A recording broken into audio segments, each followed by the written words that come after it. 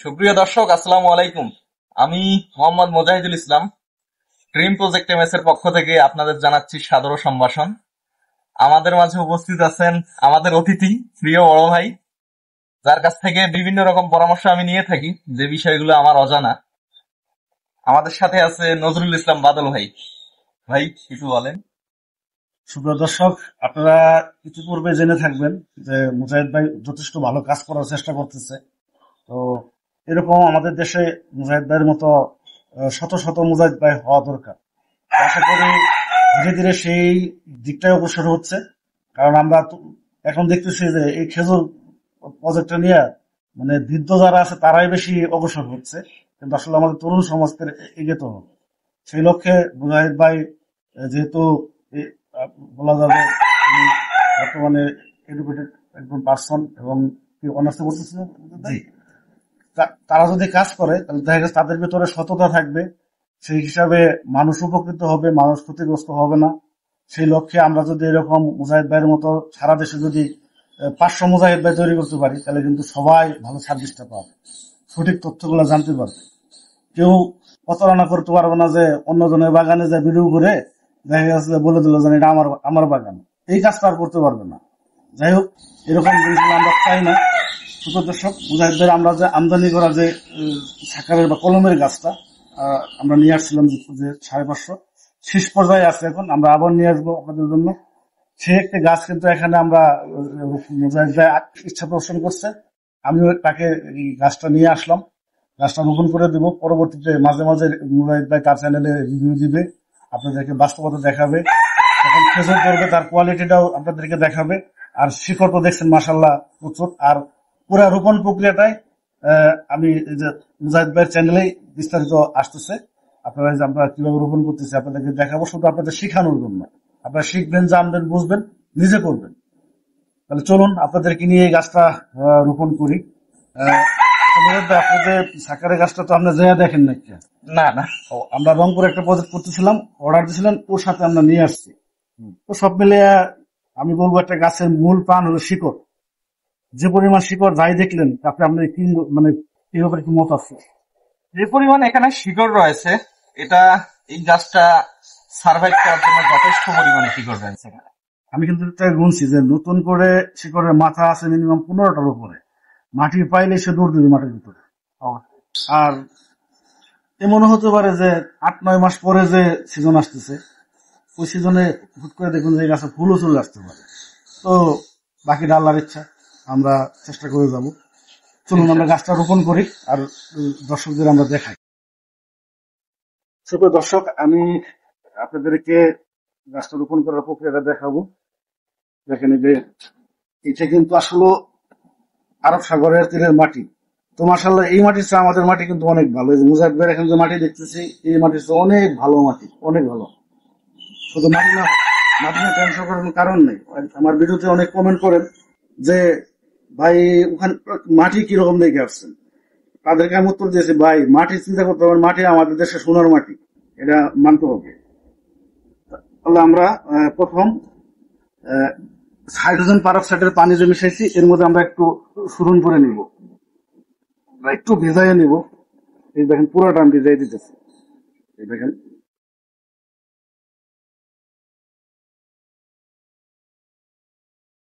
বা পুরোটা ভিজিয়ে নিলাম হাইড্রোজেন পারক্সাইডের পানি দিয়ে। এখন আস্তে করে তুলে ফেলবে।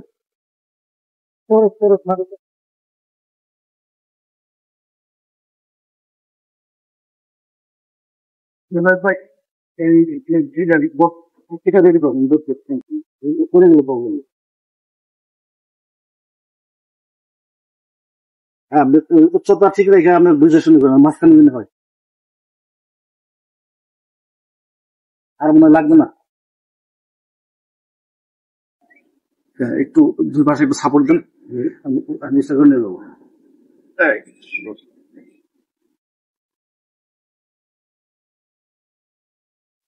সুপ্রিয় দর্শক, আপনারা খেয়াল রাখবেন যে সাকারের গাছ কিন্তু একটু বাঁকা হয়।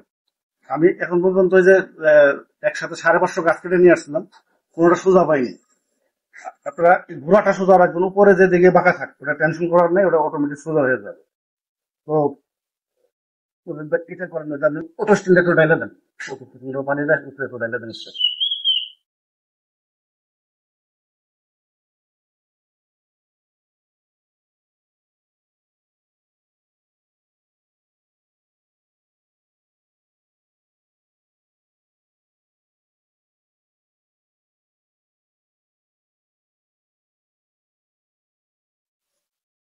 সুপ্রিয় দর্শক, আপনারা পুরা লাগানো প্রক্রিয়া দেখতেছেন।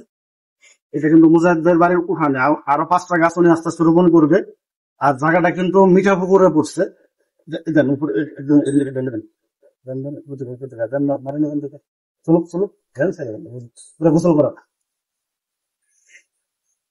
এটা আমরা গাছে যেন কোনো ধরনের ছত্রাকের প্রবলেম না থাকে, যার কারণে আমরা এটা দিয়ে দিচ্ছি। কারণ এটা প্রায় 8-9 মাস তো আমাদের প্রজেক্টের নার্সিং এ ছিল, যাতে করে ছত্রাকে কোনোভাবে আরেক মিনিট কষ্টটা মনে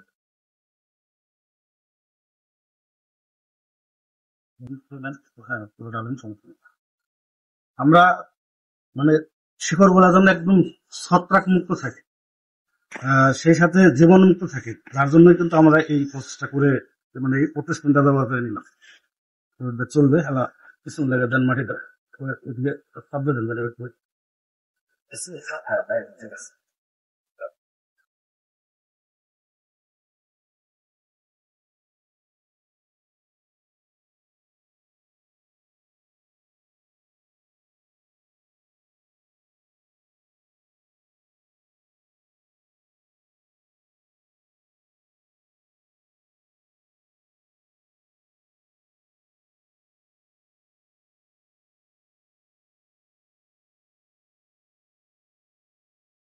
সুপ্রিয় দর্শক, আমরা এই উচ্চতায় রাখলাম, কারণ আমাদের যে বিষয়টা ছিল যে জমির লেভেলে থেকে গাছটা একটা উচ্চতায় থাকবে, সেই উচ্চতাটা আমরা রেখেছি। দেখেন উপর দিয়ে যে মাটিটা দিচ্ছি, তারপরেও দেখেন শিকড়ের মাথাগুলো কিন্তু চারিদিকে ছোট ছোট শিকড়ের মাথাগুলো কিন্তু বের হয়ে আছে। তো এখন মুজাহিদ ভাই এটা এই লেভেলে ভরে দিবে, মানে এইভাবে এই লেভেলে মাটিটা দিয়ে দিবে, এখান দিয়ে সাধারণত পানিটা যাবে। আর এই বর্ষাতে গাছটা কিন্তু সুন্দরভাবে সেজে উঠবে। সামনে মুজাহিদ ভাই মাঝে মাঝে তার চ্যানেলের রিভিউ গুলো আপনারা দেখতে পারবেন। তো সুন্দর দর্শক, আপনাদের পুরা লাগানো প্রক্রিয়াটা আমরা দেখাইলাম। আপনারা সাকারের গাছগুলো এইভাবে সবসময় রোপণ করবেন, কলমের গাছগুলা। আর এটার মধ্যে 100% পিওর খেজুরটা পাবো, মানে যেখানে কোনো 1%ও কোনো ধরনের ইয়ে নেই, মানে ঘাটতি থাকবে না। আমরা সেই লক্ষ্যের জন্যই কিন্তু এত ভালো মানের গাছগুলা নিজেরা থেকে আমদানি করে আপনাদের সাথে সরবরাহ করতেছি। আজকে যে এটা আমাদের একটা সৌভাগ্য যে আজকে একটা বাগানি, যে সবাই সবেমাত্র উঠতি বাগানি, সে আমাদের রাস্তা রেখেছে, বিশ্বাস রেখেছে, একটা গাছ নিয়েছে, সে কিন্তু আপনাদের নিয়মিত এই আপডেটটা দিতে পারবে। এই গাছে ভালো হলেও দিবে, খারাপ হলেও দিবে। ঠিক আছে মুজাহিদ ভাই, আপনি বলে শেষ করে। আর এখানে একটা বিষয়, যে আসলে যারা নতুন তারা হয়তো বুঝতে পারতেছেন না এই জায়গাটা আমরা উঁচু করলাম কেন। সেক্ষেত্রে আসলে সৌদি খেজুর আপনারা জানেন একটা খরা সহিঞ্চু জিনিস, এটা খরা সহ্য করতে পারে। কিন্তু আমাদের দেশের যে নাতিশীতোষ্ণ আবহাওয়াটা, এক্ষেত্রে যদি সৌদি খেজুরের গাছের গোড়ায় আপনারা পানি জমা রাখেন, সেক্ষেত্রে কিন্তু এটা শিকড় পচা রোগ হওয়ার সম্ভাবনা রয়েছে। সেক্ষেত্রে আমরা এমন ভাবে এখানে মেকানিজমটা করতেছি যে এখান থেকে যত নিচের দিক যাবে এটা পিরামিড আকৃতি অনেকটা হবে। সেক্ষেত্রে এই গাছটা থেকে অন্তত 2 ফিট 2.5 ফিট দূরে কিন্তু পানিগুলোর, মানে আমরা স্থায়িত্ব যদি রাখতেই চাই পানির, 2 ফিট 2.5 ফিট দূরে কিন্তু পানিগুলো থাকতেছে। সেক্ষেত্রে এই গাছের গোড়াটা ক্ষতিগ্রস্ত হইতেছে না, কিন্তু পানি ঠিকই এই গাছটা শোষণ করতে পারবে। এই কারণে আমরা এই গাছটি একটা পিরামিড আকৃতি তৈরি করতেছি। ধীরে ধীরে আমরা আরো একটু উঁচু করে দিব এটা, এই লেভেল করে এই দিকে শেষ পর্যন্ত যখন আমরা এই আলের দিকে যাব, সেখানে গিয়ে একটা রাউন্ড সিস্টেম হবে। আমরা যেভাবে রাউন্ড সিস্টেমে অনেকে সার প্রয়োগ করি, সেরকম একটা সিস্টেমে তৈরি হয়ে যাবে, যার ফলে ওই আলের সাইড দিয়ে পানি থাকবে, এদিকে থাকবে শুকনো। আচ্ছা, এখানে আর একটু আমি দর্শক যোগ করি। এই গাছটা শিকড় মাটির সাথে যুক্ত হতে খুব সম্ভবত 1 মাস 10 দিন থেকে 15 দিন সময় লাগে। তো যেহেতু সামনে বর্ষাকাল, 1 মাস বা 1.5 মাস পরেই যে পানিটা জমা থাকবে সেই জায়গাটাও রাখা যাবে না। এইভাবে ওইটাও মিলাই দিতে হবে, যাতে বৃষ্টি হলে পানিটার সাথে সাথে চারিদিকে ছড়িয়ে চলে যায়, তাহলে গাছটা খুব ভালো থাকবে। অনেকে দেখবেন বর্ষাকালে গাছের চেহারা খুব সুন্দর হয়, বর্ষা যখন শেষ হয়ে যায়, সুন্দর গাছটা আস্তে আস্তে পাতা শুকিয়ে মারা যায়। তার পিছনে কারণ কিন্তু এই একটাই। এটার দিকে খেয়াল রাখবেন, দেখবেন যে আপনার বর্ষাকালেও গাছ কিছু হবে না, ওই শুকনা মৌসুমে কোনো গাছের সমস্যা হবে না, দেখবেন যে গাছ আলহামদুলিল্লাহ অনেক ভালো। জি, বাদল ভাই একটা খুব সুন্দর কথা বলেছে। আর এখানে আর একটি লক্ষণীয় বিষয়, আপনারা যখন সাকাত চারা লাগাবেন, আপনারা জানেন এটা ভাইয়ের নার্সিং পয়েন্টে ছিল, সেক্ষেত্রে এটা শিকড় কিছুটা মাটির সঙ্গে লাগা ছিল। আমরা যখন নতুন পরিবেশের আগে নিয়ে আসলাম, প্রথমতই আপনারা এটাকে একেবারে কড়া রোদে রাখবেন না, এই জিনিসটা। 1 মাস ছায়া রাখতে হবে, আমি সেখানে চেষ্টা করবো। ভাইকে একটু অনুরোধ করবো এই বিষয়টা একটু বিস্তারিত বলার জন্য। এটা আমরা আসলে প্রত্যেককেই আমরা বলে থাকি যে আপনারা সাকারের গাছ রোপণটা করার পরে যখন আমার নার্সিং পয়েন্টে থেকে যখন আমি নিয়ে আসছি, ওখানে তো শুধু জাস্ট কিছু মাটি রেডি করে ওখানে বসিয়ে রাখছি, আর কোনো কিছুই না, কিন্তু একেবারে নর্মাল ভাবে কোনো ধরনের সার মেডিসিন কোনো যত্ন তেমন কিছুই না, জাস্ট রেখে দেওয়া। ওখান থেকে আমরা ট্রান্সফার করে এখানে নিয়ে আসছি। তো নতুন শিকড়টা ধরার আগে যদি আমরা এটাকে একটু ছায়া করে দেই, সরাসরি যদি রোদের হিটটা এখানে না লাগে, তাহলে কি হবে, পাতাটা কম শুকাবে, মানে শুকাবে না, শিকড়টা লেগে যাবে। আর এখানে এই যে বাতটা গুলো থাকবে, এটা যখন বোঝা যাবে যে না সে নতুন পাতা ধীরে ধীরে বের হচ্ছে, মানে উপর দিকে বের হচ্ছে, বোঝা যাবে কিন্তু এখানে। তখন এই বাতটা ছেড়ে দিলে, এখন যদি ছেড়ে দিই, এই শিকড়টা লাগার আগ পর্যন্ত পাতাগুলো একটু দুর্বল হবে, দুর্বল হলে কিন্তু দেখা গেছে সে মিলে যাবে। আর যদি বাদ দেওয়ার আগে সে মিলবে না। আর যখন শিকড়টা ধরে নতুন পাতা আস্তে আস্তে মুভ করবে, এটা তখন টাইট হয়ে যাবে, এটা কিন্তু তখন আর মেলার কোনো সুযোগ নেই। এই হলো মোটামুটি একটা শাখা চারা লাগানোর বিস্তারিত অপশন। তো দর্শক, আপনারা এই আমাদের চ্যানেলে সাকাত চারা যে আমরা এখানে রোপণ করলাম, এর পুরো মেকানিজমটা আমরা আপনাদের দেখানোর চেষ্টা করলাম। আশা করি আপনারা এই বিষয়গুলো নিয়ে উপকৃত হবেন এবং আপনাদের সৌদি খেজুর চাষ আরো সহজতর হবে, যে মনিটরিং গুলো আমরা দেওয়ার চেষ্টা করতেছি আমাদের ক্ষুদ্র মস্তিষ্কে। তো আজকের ভিডিও এ পর্যন্তই শেষ করব। আর আপনাদের কাছে অনুরোধ থাকবে, শেষ করার আগে মুজাহিদ ভাই, আমি দর্শকদের উদ্দেশ্যে একটা কথা বলি। যেহেতু এটা নিয়ে কাজ করতেছেন, তো আলহামদুলিল্লাহ কাজের মান ধীরে ধীরে আরো ডেভেলপ হচ্ছে, আরো হবে ইনশাআল্লাহ। তো একটা জিনিস নিয়োগ করবেন, আমি প্রায় 9 বছর ধরে কাজ করতেছি। তো অনেক সময় কাজে কিছু ভুল ত্রুটি থাকবে, নতুন অবস্থায় অনেক কিছুই আমাদের ভুল ত্রুটি হওয়াটা অস্বাভাবিক কিছুই ছিল না। তো ধীরে ধীরে এখন আমি একজনকে ঘাস দিলাম, এক মসজিদের ইমাম সাহেব, উনি আমাকে একটা রিভিউ দিল একদিন, মানে আমি একটা ভিডিও করতে গেলাম, মানে উনি দাওয়াত দিচ্ছে, পরে গেলাম যে বেশি তখন তাহলে ভিডিওটা করি।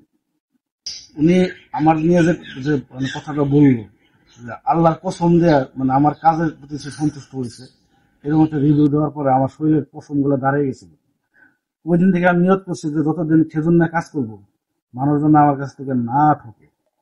তো যতদিন আল্লাহ তাআলা এই খেজুর না আপনাদের কাজ করার তৌফিক দিতেছে, বা দিন এই উত্তরবঙ্গে সবার সাথে কাজ করবেন, সবারই সহযোগিতা করবেন, ঠিক আছে।